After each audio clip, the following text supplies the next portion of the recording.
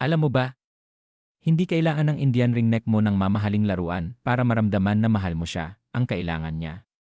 Consistency, respeto, at tamang approach. Ito ang 10 maliit pero powerful na bagay na talagang nararamdaman ng ibon mo. Number 1. Gentle voice o malambing na boses. Ang Indian ringneck ay prehi animal, ibig sabihin, sensitive sila sa tono ng boses. Kapag malakas o galit ang tono mo, iniisip nila na may danger. Pero kapag malumanay ka magsalita, nagre-relax sila. Bumibilis ang trust building, kahit simpleng hello baby araw-araw, malaking bagay yan sa kanila. Number 2. Slow movements o hindi biglaan ang galaw. Sa wild, ang mabilis na galaw katumbas equals predator. Kaya kapag bigla kang kumilos, na-stress sila, pwedeng umatras ang trust, solution, dahan-dahan mag-abot ng kamay. Ipakita muna kamay bago lumapit. Number 3. Soft eye contact, hindi pananakot, direct staring sa hayop katumbas equals threat. Tamang gawin, soft glance lang, blink slowly, iwasan ang matagal na titigan, ito ang subtle way ng pagsabi ng safe ka sakin. Number 4.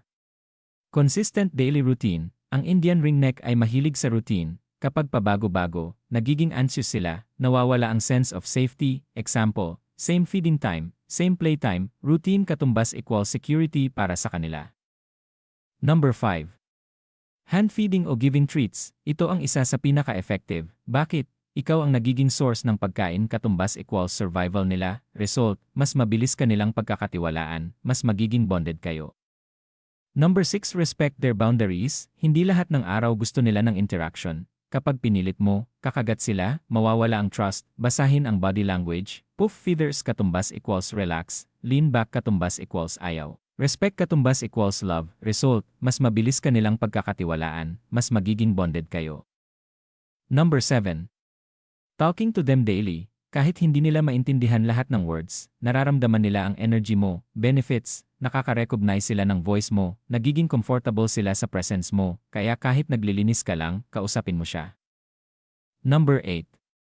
Short but consistent training, hindi kailangan mahaba, 5 to 10 minutes daily sapat na, mas effective ang consistency greater than duration, result, mas obedient, mas confident ang ibon. Number 9. Clean safe environment, ang maruming cage equals stress at sakit. Kapag malinis, mas active sila, mas relaxed, environment can affect their behavior. Number 10. Patience, most important, ito ang pinaka-core ng lahat. Ang trust sa Indian ringneck, hindi overnight, hindi pwedeng pilitin, kailangan, araw-araw effort, walang shortcut. Kung may broken trust man, ito rin ang paraan para maayos. Sa huli, hindi mo kailangan maging perfect owner. Kailangan mo lang maging consistent at maingat, dahil sa mundo ng Indian ringneck, ang love ay hindi nasusukat sa laki ng effort, kundi sa liit ng mga bagay na ginagawa mo araw-araw.